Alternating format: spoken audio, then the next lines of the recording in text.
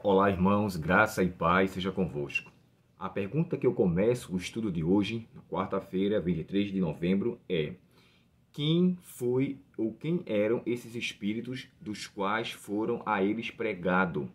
Seria de fato esses espíritos aqui desencarnados? Levando em consideração, irmãos, que esse texto é defendido através da crença do purgatório, através da crença de que a alma ela é imortal, ela vive em algum canto intermediário, e também ela é respaldada, né, dentro do espiritismo, quando na verdade fala-se de espíritos que podem serem aperfeiçoados e na verdade serem reencarnados ou com a possibilidade de reencarnação. Mas seria isso que Pedro estava de fato querendo dizer? Considere comigo, irmãos, que a situação aqui do capítulo 3, especificamente o verso 18 a 20, quando Pedro fala que em outro tempo, a pregação aconteceu em outro tempo, e não em um momento intermediário, como alguns defendem. Ou seja, entre a morte e a ressurreição, Cristo iria ou teria ido ao inferno pregar esses espíritos em prisão? A pergunta que eu faço é: por que especificamente a esse grupo? Uma vez que tinha tantos outros perdidos ou pessoas que estavam, na verdade, em condição desfavorável. O próprio Caim, a gente poderia mencionar antes do dilúvio, por que não estava aqui sendo enquadrado então? Porque fala-se especificamente. É bom levar em consideração, irmãos, que quando Pedro cita esse ponto aqui, essa carta, ele, mais uma vez, ele confirma o que aqui é mencionado na sua segunda carta, no capítulo 3 e no verso 5. Olha só que coisa interessante. Segunda Pedro, aqui no capítulo 3, deixa eu só me confirmar aqui. Perdão, capítulo 2, verso 5, diz assim: e de igual modo, ele não poupou o mundo antigo quando abateu o dilúvio sobre aquele povo ímpio. Entretanto, preservou Noé como proclamador da justiça e mais 7 pessoas. Então, aqui dá uma ênfase clara que Noé e mais 7 pessoas, a saber, 8 pessoas se salvaram. E isso ele fala aqui muito bem na sua primeira carta. Então, se aqui é dito que Pedro foi um instrumento de Deus, Noé foi um instrumento de Deus para pregar a mensagem de arrependimento, Noé foi um instrumento do Espírito Santo que em Cristo trouxe a mensagem de arrependimento. Isso aqui, irmãos, se confirma com Gênesis capítulo 6 e o verso 2, quando fala assim: meu espírito não agirá. O termo agir ali quer dizer julgar, quer dizer persuadir ou insistir.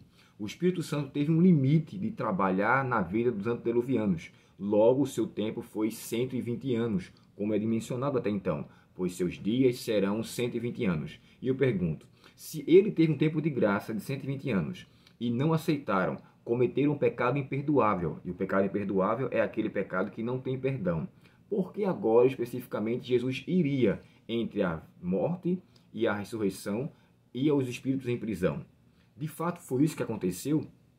Logicamente, não. Não foi isso que Pedro quis até então endossar. Eu citei essa segunda carta aqui, irmãos, para vocês verem que dentro dos escritos do próprio autor, ele não fala nada que venha comprometer o que ele falou anteriormente. Mas a pergunta que eu faço a você é: por que a expressão que é dita aqui, os espíritos em prisão? A expressão espírito aqui, irmãos, no original grego é psique. E psique quer dizer pessoas. Exemplo, meu espírito está triste. Meu espírito quer dizer eu estou triste. Jesus chegou a falar, né? Minha alma está profundamente triste até a morte. E é interessante porque eu não estou sozinho nesse parecer. Há um livro chamado Assim diz o Senhor, inclusive também um outro, Respostas a Objeções, quando ele cita ali pelo menos 3 autores muito conceituados e mortalistas, para, na verdade, dizer que os espíritos ali não são pessoas desencarnadas, não são pessoas, na verdade, que estão desmaterializadas. Uma vez que eles pecaram, eles permaneceram presos, mas permaneceram presos na condição de pecado e não numa prisão espiritual. Ou seja, você morreu e está preso. Todos que morrem, irmãos, estão presos pela morte. Mas a prisão aqui, que é retratada, é a prisão espiritual e não a prisão literal, no tocante a uma prisão dos espíritos. E ele foi lá para pregar esses espíritos em prisão. Só para a gente entender de uma forma mais clara, vocês lembram que a promessa de Cristo, relatada no capítulo 42 do livro de Isaías, foi que ele veio para trazer libertação ao preso. E essa prisão que aqui é mencionada fala bem claro, 42 verso 7. Prisões de trevas. Então são prisões espirituais onde o pecado nos leva. É por isso que Cristo fala assim, ó: se o Filho vos libertar, verdadeiramente sereis livres. Então a prisão aqui mencionada é uma prisão espiritual, uma prisão que envolve pecados, que nós somos presos pelos nossos vícios, por nossas más tendências, por nossas escolhas e por muitas vezes por nossa natureza pecaminosa, quando ela é alimentada de forma errada. Então aqui esses antediluvianos faziam muita coisa errada, é tanto que o próprio Moisés, quando fala assim, e viu que a maldade, a iniquidade ia se aumentando e o homem ia cada vez numa situação pior. Os seus pensamentos eram má continuamente. Então a maldade deles era muito grande. E posso até dizer a vocês que os antediluvianos cometeram um pecado imperdoável antes de morrer, porque eles persistiram em sua rebelião. Logo aqui, o que Pedro está dizendo é que Cristo, através do Espírito Santo, utilizou a Noé como pregador, que está lá no capítulo 2, do verso 5 da segunda carta de Pedro. E essa pregação foi que levou a todos eles uma questão de conscientização, mas eles não quiseram. E deixa eu falar aqui para vocês só esse ponto aqui, ó. Dois personagens que eu vou citar aqui para você. Um deles é o Dr. Adam Clarke, do século XVII, um grande erudito metodista.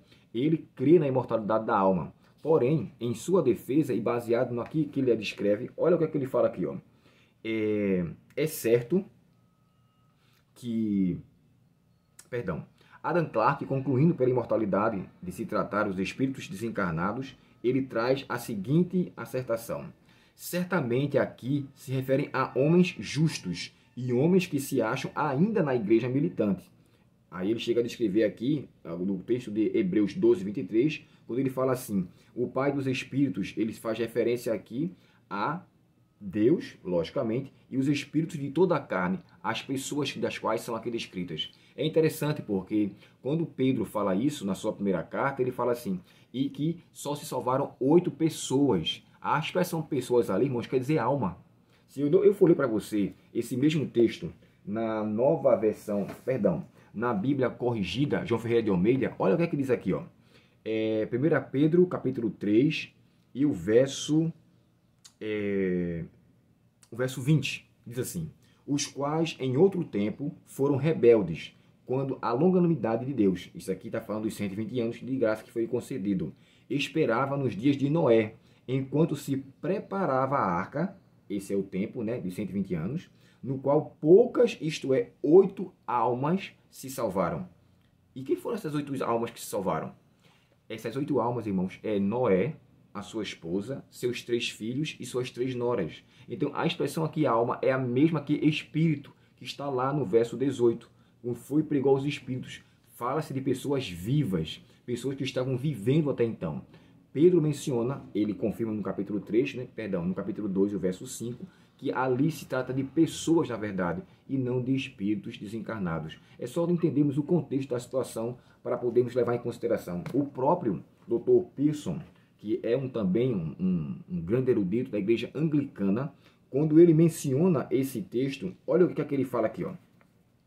É certo, e aqui estou lendo o livro chamado Assim diz o Senhor, na página 35. Ele diz assim, é certo, pois, que Cristo pegou aquelas pessoas que nos dias de Noé eram desobedientes em todo o tempo, em que a longanimidade de Deus esperava e, consequentemente, enquanto era oferecido o arrependimento, e igualmente certo que ele, Deus, nunca lhe pregou, caso de Cristo, nunca lhe pregou depois de haverem morrido. Isso está no seu livro, A Exposição do Credo, Dr. Pearson, aqui em seu comentário. E olha que ele é imortalista. Então nós temos o Adam Clarke, que também defende o mesmo ponto, que ali está falando de pessoas de fato que eram rebeldes. O Dr. Pearson, também o próprio John Wesley, que embora acreditasse, ele chega a escrever assim, ó, por meio de que espírito ele pregou?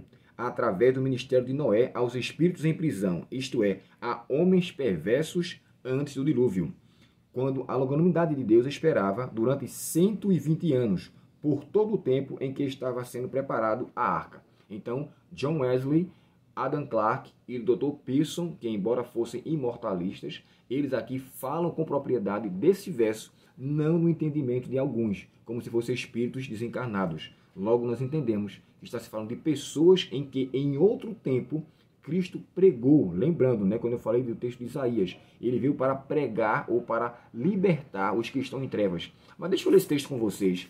o capítulo 42 de Isaías, e eu quero finalizar o estudo de hoje com esse texto. Isaías capítulo 42 e o verso 7.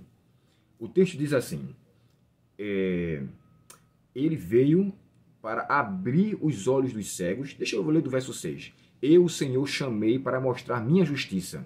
Estou lendo aqui, irmãos, na nova versão transformadora, tá bom? Eu, o Senhor, o chamei para mostrar minha justiça. Eu o tomarei pela mão e o protegerei. Eu darei o meu povo Israel como símbolo de minha aliança com eles. E você será luz a guiar as nações. Abrirá os olhos dos cegos, libertará da prisão os cativos, livrará os que estão em calabouços escuros.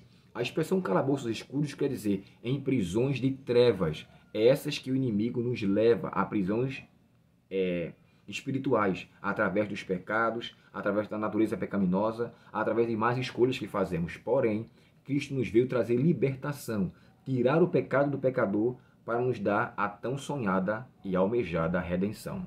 Logo, o que Pedro está aqui falando, irmãos, não tem nada a ver em espíritos desencarnados, mas pessoas vivas. Lembrando que o mesmo termo que é usado para espíritos, ali é o mesmo termo que é usado que 8 almas se salvaram. Então é a mesma situação, não tem nada diferente. O problema é que a mente de algumas pessoas estão tão cauterizada pelo, eu posso dizer assim, pela crença espiritualista platônica da imortalidade da alma, que fica difícil de levar em consideração. Mas o autor Pedro aqui não fala nada referente a isso. Que Deus, portanto, nos ajude e possamos entender o contexto do que Pedro descreveu em toda a sua plenitude. Capítulo 2, verso 5, ele fala a mesma coisa, e ele fala de Noé. Capítulo 3, verso 18 a 20, ele fala da mesma situação.